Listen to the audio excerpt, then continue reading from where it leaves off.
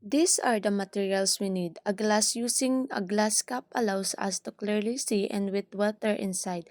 For the water to be used, use mineral water or distilled water. Scissors to cut the stem and the stem of chili, or in scientific name, Capsicum annum.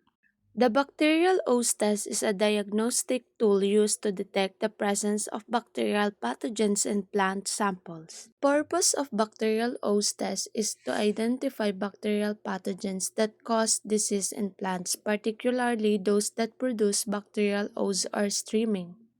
Bacterial ooze, also known as bacterial streaming, is a characteristic symptom of bacterial infection in plants. It appears as sticky, slimy, or watery discharge that oozes out of infected plant tissues such as leaves, stems, or roots.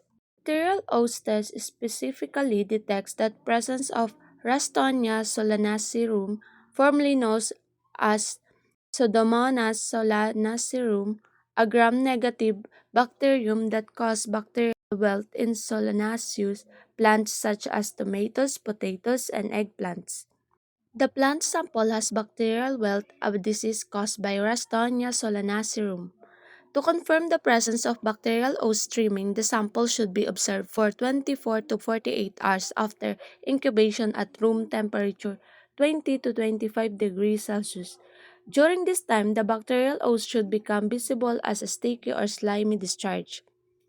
To avoid contamination or false result, use sterile equipment and materials. Handle plant sample carefully to avoid damaging tissues. Incubate samples at room temperature 20 to 25 degrees Celsius. Avoid exposing samples to direct sunlight or extreme temperatures. Use a control sample to compare results. Repeat the test if results are inclusive or inconsistent.